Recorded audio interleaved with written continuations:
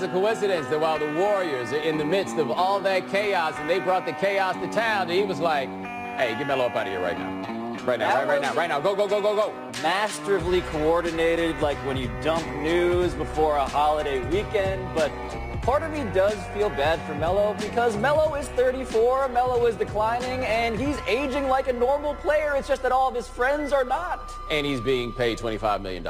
Well, there is that. But we have a name, Bomani, and that name is the Warriors. Because after getting blown out by the Rockets last night, Golden State players said they're in a better place. And then Chris Haynes reported these new details on what Draymond specifically said to Durant Monday night. Quote, "You're a B-word and you know you're a B-word." Ooh, and you know it. End quote. And also something similar to, quote, "We don't need you. We won without you. Leave." End quote. So what is your reaction to those details, but also last night? Yeah, it's kind of hard to let that slide, man. Like, it's one thing for you to call me this. It's another thing for you to tell me that I know it, right? It is going to be very difficult if you were talking to me to then let me believe after the fact you didn't really mean that, you were just mad, right? And I'm not Kevin Durant. Like, what about Kevin Durant gives you the indication that he's just like, nah, baby, I'm going to just let this thing here slide. And look, they got smoked last night. Now, it's hard to tell what's what, like to separate what the causal factors are on the fact that they got smoked. But in spite of them playing nice with each other, like, look at that. He got his hand on his chest and things. Look at that. They dapping each other up. That's cool. I ain't buying it yet. So they got smoked last night, but they turned this game into something of a team-building retreat while the game was going on. And we have some video of this. We have some video of them being together in the locker room. We have video of them sort of harmoniously coexisting when Draymond does Draymond things. That's also a video of them looking bad. And that's also a video of them looking bad. But when Draymond messes up, we saw sometimes that he and KD, as in this case, would actually meet each other and communicate in ways that we didn't expect. So all of that's great, and it would have gotten a lot better if after the game, Kevin Durant didn't reveal that, in fact, this is stuff that he really does care about. Yeah, check this. Yeah, let's cue up the video, please, from after this game, because, yeah, KD and a reporter. Having some dialogue, how do you characterize how things are with you and Draymond? Don't ask me about that again. Like, if you're trying to diffuse a situation, Bo, after all of those make-nicey sort of instances from the game, that's not what you should say, probably. Well, the difference between these two guys, and this is what I'm gleaning, like I read this Sam Amick interview with Draymond Green on The Athletic, and one thing about Draymond, he just seems to be like, hey, man, these things happen, we'll get over it. His whole thing is, I'm not going to change who I am. What he seems to be ignoring is, people are getting tired of that, right? His whole thing is, I get the most out of people by doing this, so I'm not going to change. And people are like, yo, dog, you really might want to change. Like, listen to him here, how unaffected he sounds by all of this. Yes, Draymond sounds very different from KD. Just is what it is. We didn't play our best game. It happens. You know, if those emotions are what caused us to lose, then it's my bad, you know, but you know, we're not panicking or think like, oh man, we're not a great team. We're still the best team in the league, and we're going to win more games and a bunch of games and go win another championship, and we'll be fine. Yeah, no, his whole thing is like, yeah, man, it happened, no big deal. And I believe that he believes this. Like, I don't believe that is fake. I don't know how any of his other teammates feel about this. I just feel like we know enough about Kevin Durant to understand he is not in the place that you are. And the people who just be hollering at each other all the time, they really never have any idea what to do with people who did not come up around all that hollering. They were like, yeah, just hollering at you, no big deal. And Durant's like, dude, I feel awful. It feels terrible to be called that at work. Yeah, and one of the other things is that people will then ask me about being called that at work. It's not even so much that you can pretend to be my friend. It's that no one else believes it, and therefore they will keep on hammering this issue, which means that Kevin Durant is in this place that he already knew he was. I'm not having fun doing this. Why am I here? I'm not being appreciated as the two-time Finals MVP. I'm not being appreciated as the top 2 player in the league. Instead, I am being measured against the guy that I know I'm better than, and that is an issue. And the thing is, we will ultimately determine whether this has had an effect after we get results, right? Like, we have theories on what might ultimately happen. If the Warriors win this, doing as we do as an industry, we will probably then come back and say how either this fueled them or how this brought them together or whatever it is. If they lose, though, we are going to point to this as the moment where everything came falling apart. What it is the moment that the rest of us found out some of the things that go on the inside there, which, interestingly, we've not had any indication of in the 4 years that they've been running this. Right. And meanwhile, Steph, by the way, he's like, roast me, make fun of me, unite around me. Yeah. Next name is Mike McCarthy. Packers playoff chances took a huge hit last night as they lost to the Seahawks and dropped to 5-1. Mike Silver is reporting there's, quote, a growing sense, unquote, Mike McCarthy will be fired after the season, barring a late season turnaround. Pablo's McCarthy Dunzo. I think he is. I don't know why they would want to keep running an experiment from which they've gotten so many results that seem clear. Before this game, Bo, on the show yesterday, we were talking about how it seems like running the ball more would help Mike McCarthy and the Packers offense. They ran the ball. Aaron Jones did at least 11 times for 40 yards. And then when it happened to be a situation on 4th and 2 from your own 33, albeit from your own 33, they didn't pass the ball. They punted. And that, to me, the quotes after the game were telling, because you had Pete Carroll saying we were thrilled that Mike McCarthy did that. You had Ken Norton Jr., the defensive coordinator, saying, please punt, punt, punt. That's just not what you want to hear when your job is on the line. Yeah, but that criticism of punting on your own 33-yard line is ridiculous. And it's a criticism that we make of a guy only if we already think he's going to lose his job, right? That is so easy. The Aaron Rodgers that's been hobbling around on one leg all season, right? The Aaron Rodgers that kind of comes in around like the lower parts of the single digits and the early parts of the teens and a lot of these passing measurements. Come on, man. 4 minutes left on your own 33. I'm not knocking you if you punt. If you go for it, I halfway get it. But if you missed it, we'd be out here right now hammering that dude saying, come on, trust your defense. You got all this. My question for McCarthy on this is, why didn't you run the ball? You seem to have had more success offensively when you decided to run the ball. You seem to have found a running back that's pretty good. Bellin ran the ball 13 times the whole game. If you want to knock him for that, I'm there. If you want to knock him for not challenging this. Well, he says that he just didn't have a chance to see a halfway decent replay on this. But it seems pretty obvious that this is a call that would have been overturned. Yes. Look at this. There's the ball. There's the movement. It hits the ground. He did not challenge that. Now, I don't know whose job it is to tell him what it is or is not to challenge. But if you want to get on him for that, go ahead. And guess what? That's enough. This is over. They didn't make the playoffs this year. They're not going to make the playoffs this year. That means he's going to go. And that is the catch that set up the game-winning score. This was a crucial point in the game. And yes, Mike McCarthy claimed that he didn't have a good angle, that no one gave him good footage of that, to which you wonder, that's not our job to solve for you. That is your job. I mean, no, but to be fair, if you ask him the question, that's the answer. Either way it goes, you're done in this town, man. Last name, Ed Oliver. The All-American defensive tackle for Houston got into it with his coach, Major Applewhite, last night because he was wearing a jacket. Let's watch how this unfolded. Now, to be fair, it's not simply that he was wearing a jacket. It's that the jackets are for people who are playing. It's probably designed to, like, fit over pads. And the fact that my man put his hand on him to take the jacket off. Two people put their hands on him. Not like he yoked them up, but they took the jackets off. There's Oliver, who's really not trying to hear it. And remember this. This is a fascinating case. Is Ed Oliver, the only five-star recruit ever to go to a school outside the Power Five, at least up until when he committed. I haven't checked since then. He hasn't played in a few games. He's honestly too good to be there. He's getting ready for a draft that he already declared for in March.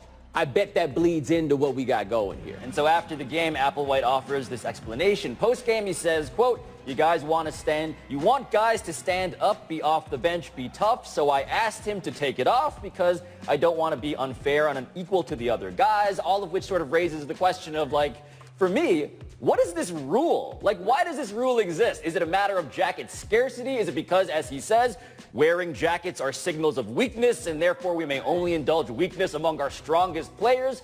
All of it is confusing enough, at the very least, for some parent out there or some prospect out there to be convinced that Major Applewhite just isn't going to be the guy for my son. Well, hold on now. Let's start here with the fact that it don't get much more Houston than the idea of bubble coats and it's 50 degrees outside. Like, there's that part. Thank you for the reinforcement. It's greatly appreciated. Now, the thing I do look at with it is I understand that argument. We see those guys out there in short sleeves in cold weather all the time. Like, I get where he's going with the jacket thing. I also understand the idea that if you're not playing, the jackets are for guys who are playing. That totally makes sense. You do not need to be the one to physically take the jacket off of him. And then when that dude comes at you like that, it is not a good look for you to try to act like you don't see him. You went too far there, but luckily, it's the University of Houston. You talk about these big-time recruits aren't going to want to go there. That's the only big-time recruit that's wanted to go there. So okay, that'll be that. There are other stupid rules in college football. It is true. All of those like decals on the helmets, all of these like, oh, only you may wear this special piece of clothing. It's just that you did it in a way where it looked terrible for you. You just don't put your hands on the dude, even if you're only putting your hands on the jacket. In any town, period. No hands. Coming up next, Jerry Rice asked the question, is Eli Manning a Hall of Famer? How easy. At Pier 17. How long do you think it's going to be before we start hearing about the Warriors and their reluctance to pay the luxury tax? Oh, of course. At the end of this year when Draymond Green is on the market. Yes, all of these billionaires, it's a convenient excuse when it's convenient to have an excuse. That's how convenient works.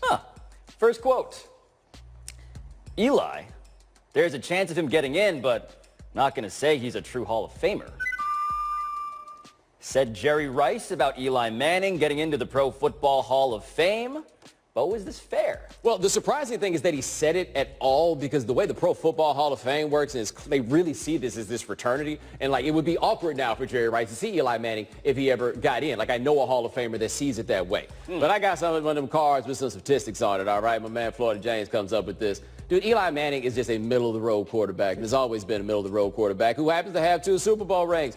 His ranking QBR since he came in the league, 20th. Touchdown to interception ratio, 25th. Yards per attempt, 26th. Completion percentage, 29th. Interceptions, most. 36 more than any other player in that same time period. He just happened to be on teams that got hot at the right time twice. He is not a Hall of Fame player. I have not talked to any NFL Hall of Famers, but let me build the hypothetical case for Eli Manning. Is it a case or not? Well, just so people can understand what it is. It's the idea that this guy is a big game player. He played his best 2 games in the biggest 2 games of his career against the best teams of his generation. That's the idea. So Eli Manning, I would agree that if this is like NBA Hall of Fame stuff, Bo, if the criteria was Springfield instead of Canton, I think Eli would be a Hall of Famer. It's just that the guy didn't make any All-Pro teams. What was the score in that first Super Bowl? It was Giants by a little more than the Patriots. 17-14. You're telling me about this great game that he had there. That's the revision. That throw. That's the revisionism of the narrative, though, that a win covers up everything. He wasn't great in those postseasons. He was the quarterback of those teams. We give the quarterback a disproportionate amount of credit. What wound up happening was those Giants defenses got on a roll, getting heat before those last times. They were great for months at a time. Yes. That was it. You know how many times that they won a playoff game outside of those 2 seasons? I don't think it's any. Well, that's not great. There's no case for this dude, man. He just plays for the Giants. I just wanted to make the case. I didn't say the case was a good case. The devil don't need no advocate. He's not the devil. How dare you? Quote, nope, still coming forward, holding on for dear life. Said El Drico Tiger Woods responded to Charles Barkley, asking him if he was ready to come home, shave his head. Let us watch. Please. Hey, okay, me, Kenny, and Shaq have taken the fact when you start going bald, you have to come on home and shave your head. Or you can be like Ernie and hold on for dear life. Right now, you're in the Ernie category. Have you decided, or are you thinking about when you're going to shave your head? No, I'm still going forward. You and me both. I'm holding on to dear life. You holding on for dear life? Let it go, Tiger. Let it go. I am. Hey, listen. Well, let me ask you another question. Who do you think who's gonna come home first? You or Jordan Spieth? Jordan Spieth is. What do you mean come home? You know me, shave your damn head.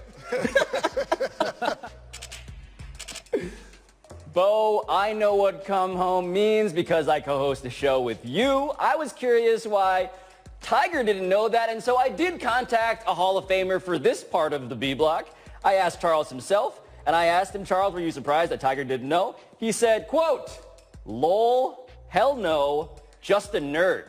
Yo, but hold on, look at this right here. He doesn't just need to come home. He needs to come to a better barbershop. He looked like he cut that himself. Like, what is that notch that's right there in the corner or anything else? Let me tell you something. Raggedy. There's been a lot of questions about Tiger as it relates to cultural matters. I don't want to try to get too deep with it. I would just say the greatest confirmation that he does, in fact, believe himself to be Cablinasian and not something else is that he says he is combing his hair. Not brushing, combing. That is the place he is going with it. Look, man, it's okay. Just come on home. Nothing bad's gonna happen to you. You already got $1 billion. I can relate to holding on as long as you can. I held on as long as I could. But at 32, I came home. This dude's like 45 almost. But maybe one of the best black athletes of all time can come on home, but the greatest Asian athlete of all time, that's where I feel like he may have some inner conflict on that. What, y'all gonna judge him? I hate you. Last quote. What I did is totally unacceptable and not justified in any way. I got frustrated and lost control over my behavior. Said Fitchburg State's Kawan Platt after he was suspended indefinitely and barred from campus for delivering a sucker punch to Nate Tenaglia of Nichols College. Let's watch. I don't even know if this is a sucker punch. I think this falls under the category of a forearm shiver. Boom! Yeah, that's a shiver. That's Lex Luger after he came to the WWE when he was the narcissist. Now, notably, the reactions on the court don't seem to match the action that is proceeding in that left corner. They don't seem to know, and surprisingly, none of his teammates want to come scrap it out. But was the punishment here, Bo, for this, was that fair? Now, here's my thing. If you want to put him out of school, out the team, I understand that, right? You decide he can never put on a uniform again. Yeah, because that's absurd. That's indefensible. There's no answer for that. Putting him out of school is ridiculous, and that's for show. Like, what exactly is that helping? Do you really think that this dude is a danger to people on campus because of this? Scared straight program. Yeah, like maybe don't let him play intramurals no more. Don't let him put on the court. But to remove him from school on the basis of that, I'm not here for it. I see your side of the argument. I would just like to point out a couple of things about this play, which are amazing. A, that shot goes in. So before he gets rocked by that dude cocking it all the way back and then forward, he makes the three-point shot. And then he gets the free throws. This became a 5-point play. This dude, Nate Tenaglia, had a 5-point play at the cost of getting sort of truck-sticked by that. No, I applaud his focus. I really do. Not concussed, by the way. Yeah, those don't seem to be easy free throws to make. Coming up next, Jerry Jack says, who's going to come play for the Lakers? Download this show as a podcast, Bomani's too. Check out mine too if you can figure out who I am. Once again, make a case for the Knicks. My dad's cousin worked in the employ of the Manning family, specifically Eli, and the case for the Knicks is that, yeah, I got nothing for them. I already picked the card. First number, 8 months. That's how long Jared Jack says it will be until LeBron James, Kevin Durant, and Anthony Davis are all on the same darn team. Are you rooting for this? Okay, this could be excellent to watch. This could be monster-y. This feels like cheating. I have to say, a little much. Look, every player has the right to do whatever he wants with his career, his self-actualization, and all of this. This is all correct.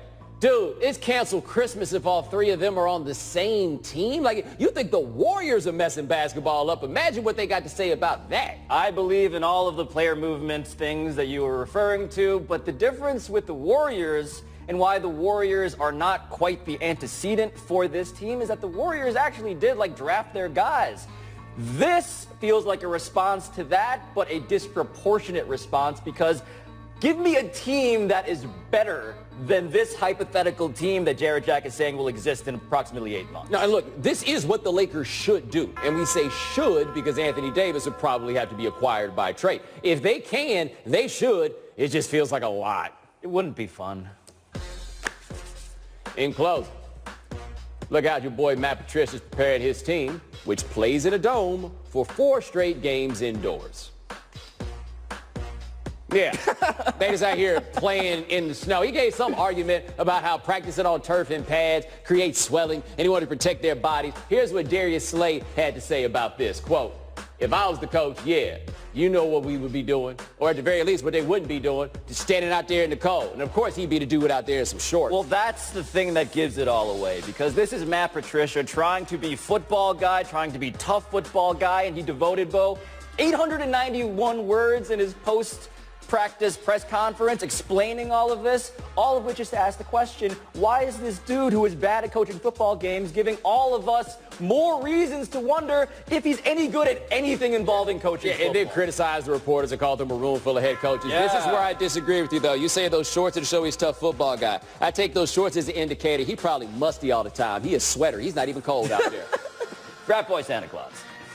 In closing, I would like to wonder if there is an explanation for this inexplicable misspelling.